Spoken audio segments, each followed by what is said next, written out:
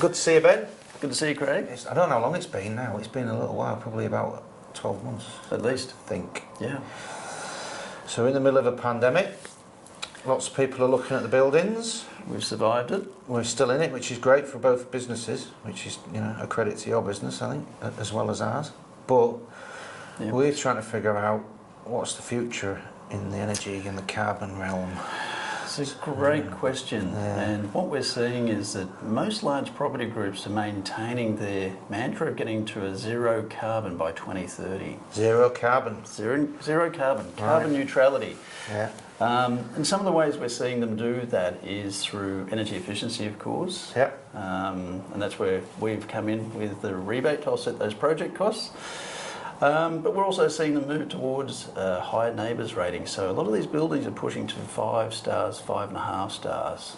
So that's a pretty big push and quite a costly exercise for them to get there. So just for me then, if you're, say we're looking at 100 buildings, are you thinking that 80% are at the 5 mark? At least. Really? Yeah, yes, in the top tier property groups, yes. Not so much in the tier 2s and tier 3s. The privates and stuff. But so there's a little bit of catch up there. And for that reason, a little bit of work still left for people like us. Yeah, okay. So majority of the big end of town is at the 5, 5.5? Yep. Pushing really hard on energy and electrification of their buildings. Yeah. Obviously moving away from gas, which has obviously gone up in price, and no one can really say with certainty where that's heading. Somebody asked me the other day actually, what do you think about using electric to heat water instead of gas? I went, I'll come back to you. Probably not a bad idea. Yeah. So we're seeing that trend definitely towards electrification of buildings. Yeah. You know, and the journey for these property groups has been the low-hanging fruit, so quite simply lighting, you know, to LED. Yeah. We're seeing now a trend towards getting the HVAC running and optimised through BMS controls. Mm-hmm. And I guess the last bastion in all of that is the introduction of solar to some of those buildings. Okay. But they're actually moving with it and they're getting on with it. They're heading there. They're heading there very, very quickly. And it's not so much government driven. It is really the private sector pushing very, very hard. The corporate sector pushing very hard. Right. Which is a great thing. It's a good seller point, isn't it? And they're looking at, I guess, where others are already ahead and they're getting the tenant and letting the space.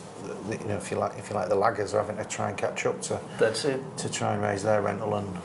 Well, you attract a better tenant. If you get a higher NABERS rating, and government stipulates that they need 5+ star ratings to take on the lease. Yeah. So, you know, for both of us, I think you'd have to say it's been pretty busy. We survived through COVID. We're still here. We're still trading. The project that many of the projects are still taking on the rebates, which is great. Not many people know that there's an incentive for optimising large mechanical equipment, so we're doing a lot around BMS. Not that we're doing the work, we're actually measurement and verification on that to create the rebate in the program, which is the energy saving scheme. Which again is about the NABERS improvement. It helps them improve their NABERS rating because you know, the more energy efficient they are, the less they have to buy in renewables. Yeah. Interesting. So that's where we are now. That's where we are right now. Okay. We're in the middle of it.